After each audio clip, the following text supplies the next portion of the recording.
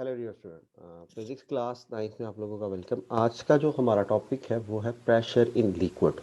अगर एएलपी का सिलेबस हम देखें तो एएलपी के सिलेबस के अंदर क्वेश्चन हम चैप्टर नंबर 7 के अंदर से काफ़ी कुछ है, और उसके अंदर से pressure in liquid and pascal law and application of pascal law like hydraulic press और सिर्फ हाइड्रोलिक प्रेस जो है वो इसके अंदर इंक्लूड है। हम कोशिश करेंगे प्रेशर इन लिक्विड और पास्कल लॉ को जो है वो आज के इस टॉपिक के अंदर हम स्टडी करें।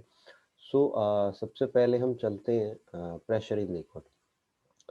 आपके सामने यहाँ पे ये एक छोटी सी ना एक डायग्राम है, जिसके अंदर ये वाटर पानी के अंदर एक हमने एक सिलेंड्रिकल शेप को डिप किया हुआ है ना, उसको पानी के अंदर किया।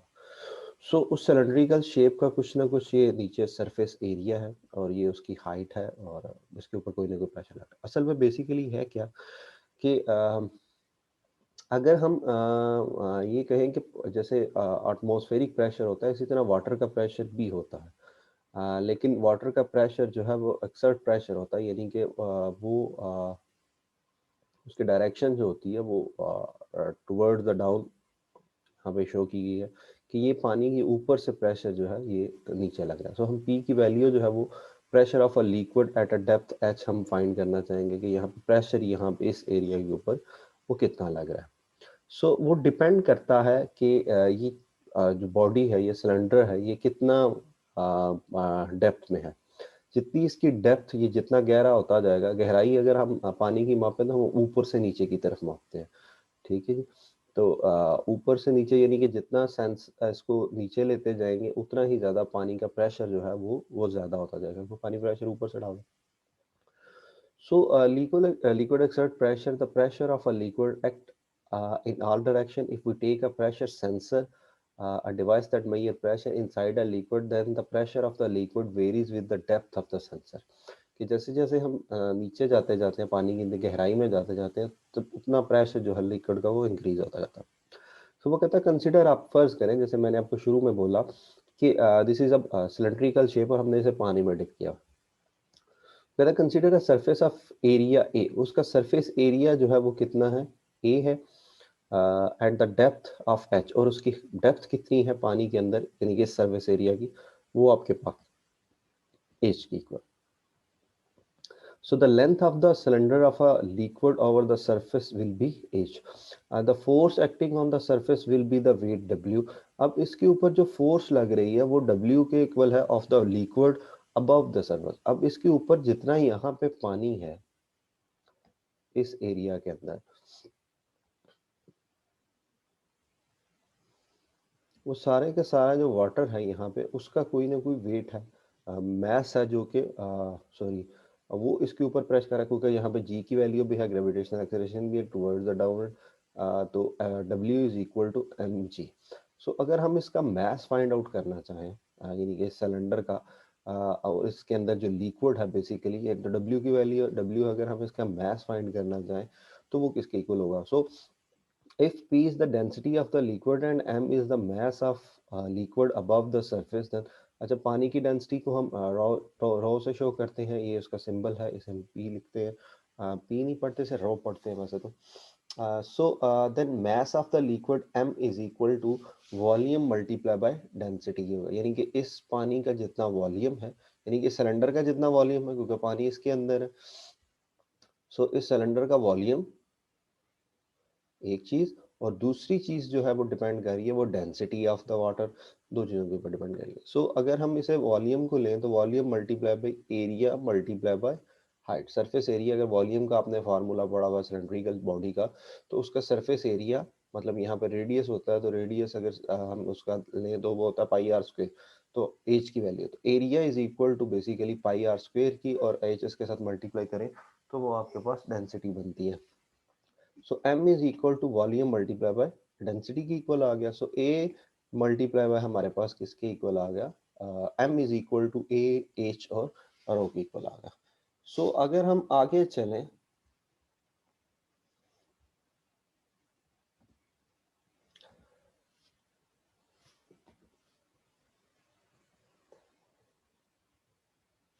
इसे अरेज कर दो।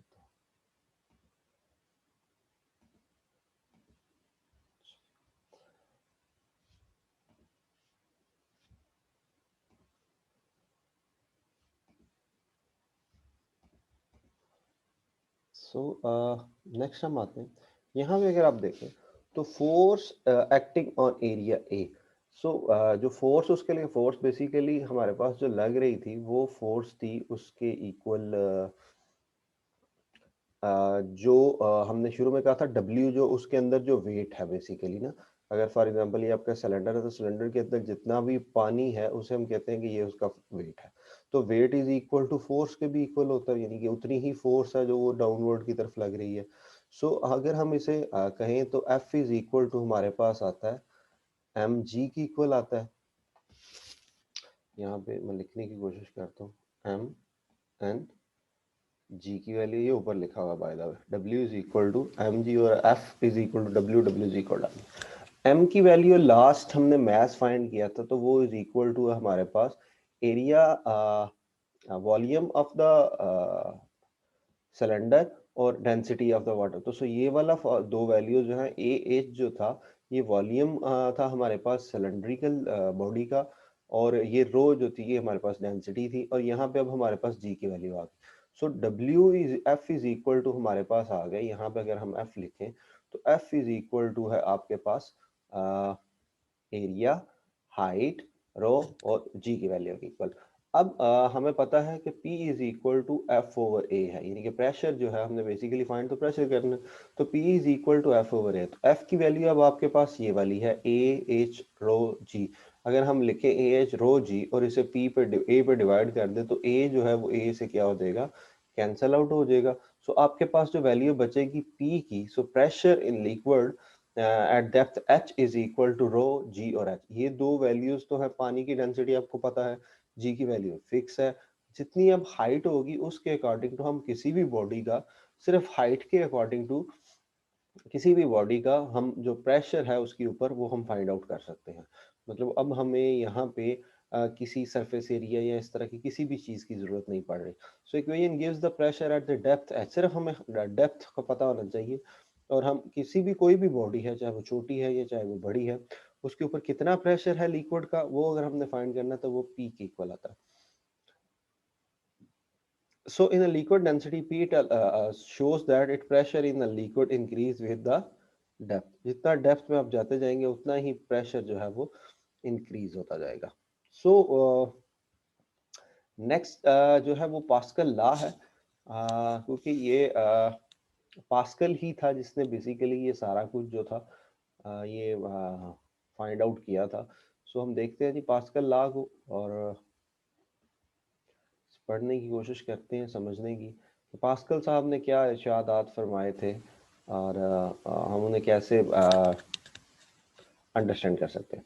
सो मैं ये जो थोड़ा बहुत लिखा हुआ मैं इसे क्लियर कर लूँ एक दफ़ा, तो फिर जो है